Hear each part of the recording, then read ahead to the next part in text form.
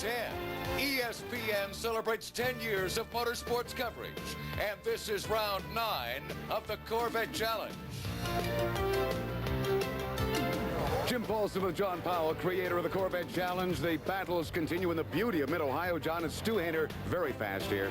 Stu Hainer, our 88 Series champion, has qualified fastest. But as is Corvette Challenge practice, we invert the top 6. And guess who ends up on the front row? We have got Bill Cooper, Peter Lockhart in that front row, and that's the points war, John. They are locked in a battle, Jim, to win the championship. And I've been wondering, do you think it's the money, the $1 million that they're after?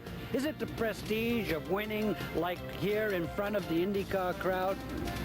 But I think when you get right down to it, it's the ego. Each one of these drivers is absolutely convinced that they are the best driver in the world, the best of America. But only one can win today, Jim. And Larry Nuber is with those two down at the grid. Larry?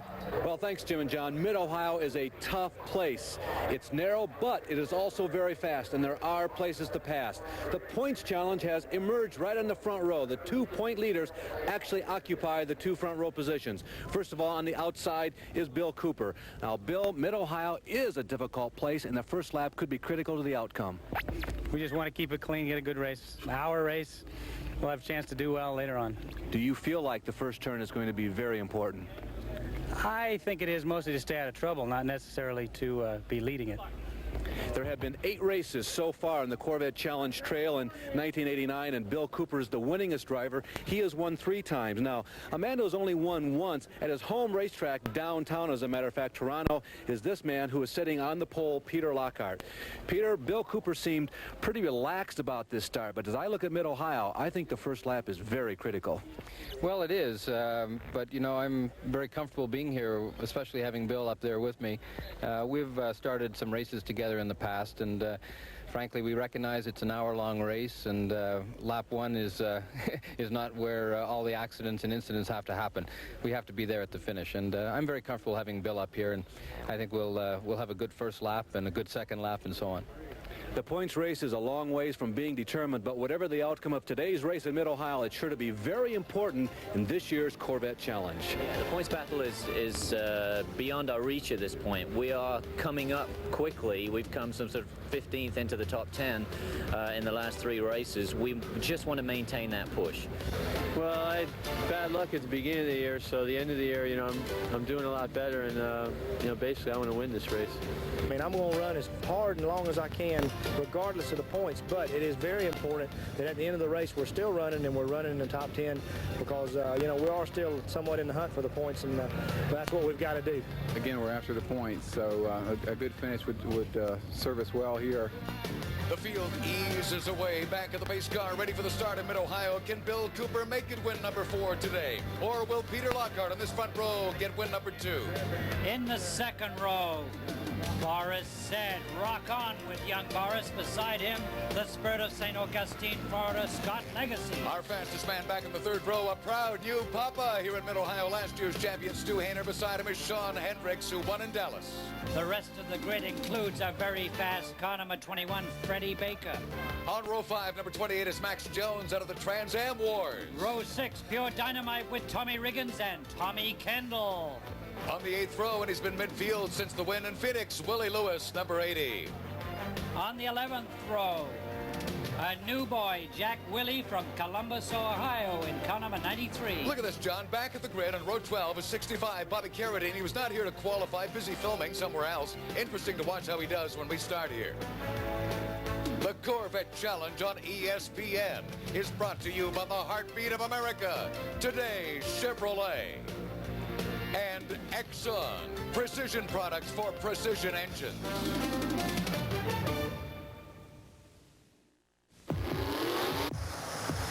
Listen to the heartbeat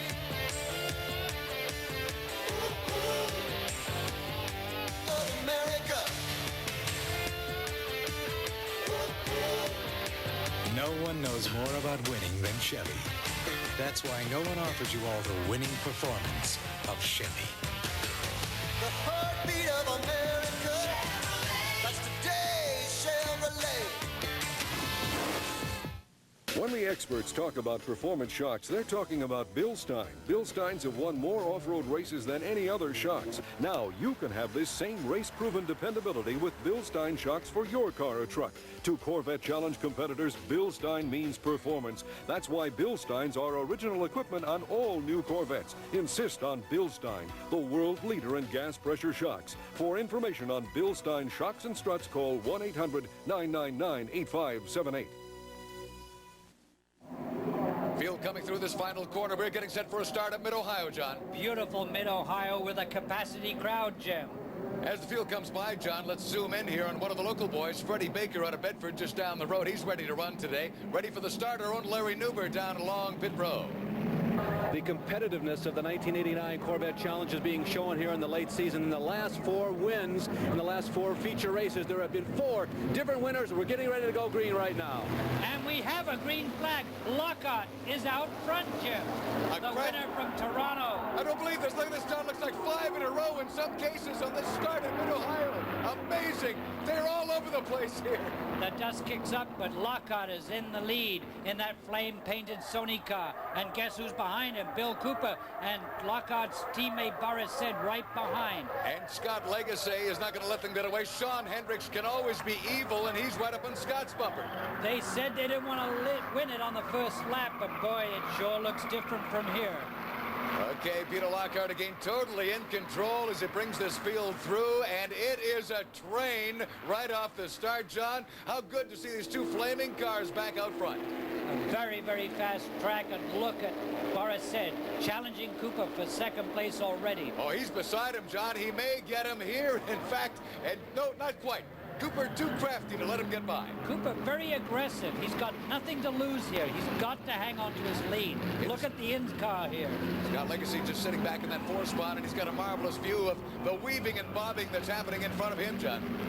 Legacy is coming on real strong. Best seat in the house. Boris said in front of him. All over Bill Cooper in second. Peter Lockhart, our leader. From Scott Legacy's vantage point, we see them up in the curbing on one side, off in the dust on the other side. John, they're back and forth all over. They're doing nothing but scrubbing off time by being all over the track. Intense competition on this lap, the first one, as Hayner goes inside Hendricks, makes it stick. And look, Freddie Baker as well goes inside Hendricks. I swear it's the first time this year we've seen Freddie Baker in front of Sean Hendricks. I wonder how long Sean will allow that to be the situation. Baker is an exponent of this racetrack. He knows it very well. Let's go back inside for the replay of this pass. Hayner over Hendricks following Legacy. Okay, we're watching Stu Hayner now. Oh, the brake lamps come on. Stu swings to the inside and gets by 1. Now Stu Hayner is closed up on his white EDS teammate, Scott Legacy, as we watch Bill Cooper holding off the number 10 car of Boris said. Boris is amazing me as the season goes by. He's getting more aggressive each time out. He is having a real shot at Cooper here today. Look at the aggression. 2 teammates, car 17, car number 1, fighting for 4th place. Behind them, Freddie Baker and Sean Hendricks. A tight battle here, Jim. Freddie Baker is really strong in front of his hometown Look crowd. at that. Oh, no. In the rear, bang, in the front. Hendricks trying to, I think, take this corner too early on the inside, John. A daring move. He's punted Hayner right out of the race. Well, he couldn't get back in. He got off the course, and suddenly the walls closed in on him. Let's look at the replay here as Hayner follows his teammate, and suddenly, bang, no warning. He didn't know what hit him. Surprising that Hayner was able to recover and get back on the track and down to 15th place. Look at that spot. Stu's head bobbing back and forth. He really had no idea what happened there, John. The whole world has gone by him here. Great move by Hendricks. If only he had enough road left. He punts him in the back. He hits him in the front. He keeps going. He picks up a spot. And Hayner's down in 15th. Look, he's in the pits, Jim. This car is wounded. That pit crew is not wounded, though, John. They're all over this car trying to get him back into the race. Hayner must be absolutely mad. He just didn't know what hit him, and he's out of position. Danny, any way to tell whether or not there was any structural damage to the car? No, Stu says the car is handling real well right now. I mean, it's didn't seem to affect it. It buckled the fascia right into the tire, and that was what was smoking. And that's why he had to come in to get the bodywork away from the front wheels? Well, we thought that it had a tire going down because it was smoking so bad, but after it came in, it was just the fascia rubbing right up against it. So, Are you hearing any emotion from him in the cockpit? I mean, he had such a good chance of winning this race. No, Stu's a good driver. He stays cool all the time. We're back with lap 5 of the Corvette Challenge here in mid-Ohio, and in front of the camera, car number 22, that's Tommy Riggins from 11th. He's now running 6th overall, John. Back to the leaders, and we have a Sony sandwich with car number 3, the red car of Bill Cooper, and Boris Said in the car number 10 is 3rd, hunting down Cooper, looking to pass. In Scott Legacy's car, we are keeping an eye on this battle for 3rd, 2nd, and 1st. There goes Boris down the main straight, the fastest part of the racetrack, jockeying for position. He's inside Cooper. Will Boris put it away? He's inside. Yes, Cooper went a little bit wide, perhaps saying, okay, Boris, I'm looking after my points. And that is the master strategy of Bill Cooper here. I think what amazes me a little bit is the fact that Cooper is again still getting off the road a little too much, Johnny. Bobs to the left, to the right, gets off track. Now it's Boris Said right up in the tail of his teammate, Peter Lockhart.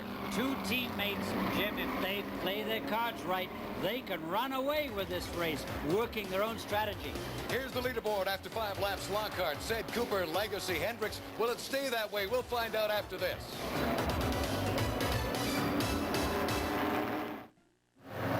We're back with Corvette Challenge action at Mid-Ohio as the Canadian Peter Lockhart leads Boris Said, his teammate. In the Exxon Corvette, steaming toward us, Tommy Kendall. Right beside him is Trans Am teammate Max Jones. Tucks right in, John. Watch the strategy here. Teammates working side by side, front to rear.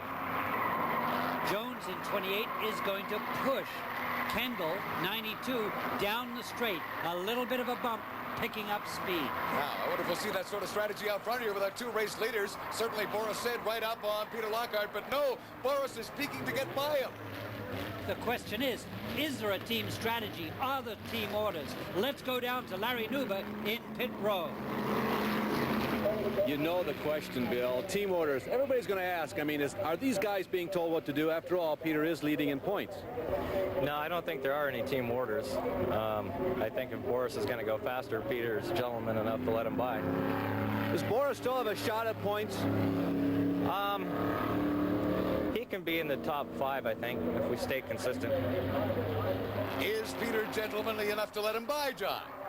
Don't count on it. We saw Peter Lockhart in Toronto. Let's look inside. This is Bill Cooper's seat. He is watching the battle between Boris Said and Peter Lockhart. Well, and if you look up there at the top of your screen, Lockhart in the lead car is getting awfully loose. The tail swings out. That means loose. He's oversteering. He loses speed. Now Boris makes that move on the inside, and I think he's got him. He does, John. He dives inside Peter Lockhart. He's in front. That's a clean pass. We now have a new leader. Lockhart's going to close up a little bit, but no. Through the trees, I can see it. Lockhart is now 2nd, and Cooper is catching up. Well, right up on Cooper now comes Sean Hendricks, who has just blown Scott Legacy away. Scott Legacy's teammate Tommy Riggins is up behind him and challenging as well. This is a battle of teams.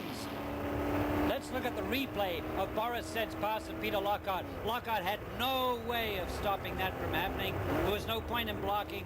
Said had him clean because Lockhart was loose coming onto this fastest part of the racetrack. Boris Said's car is really hooked up, Jim. Lockhart's is not, and that's the difference between these 2 cars. And you know, I can't help but keep spotting the red number 7 just be back of Cooper, making those marvelous moves on Scott Legacy as well. Teammates, look at them. Now it is Cooper and Hendricks. Hendricks in the red number 7, and the 2 Texas American Racing teammates. Car 17 is the white car of Scott Legacy. Tommy Riggins in the red, white, and blue 22 car. And look at Lockhart is really getting threatened by all these guys. I think Lockhart's in trouble. And as we watch all 6 fly by here, John, I still don't get the impression that we're looking at any teamwork as such that is taking place here. Every man for himself. What we've got on the main straight is a setup for some exciting action. Look, Legacy inside Hendricks. Will he take it? And they're closing up on Cooper and Lockhart. Side by side, they're rubbing together. Hendricks, the Iron Man on the inside. Pushing, always pushing. Now look, Scott Legacy's out of position. And there goes 22 Tommy Riggins. Legacy drops down 1. Boy, Jim, this is so exciting. It's a declaration of war in front of this Corvette Challenge, and that war at this point... Oh, Lockhart! Why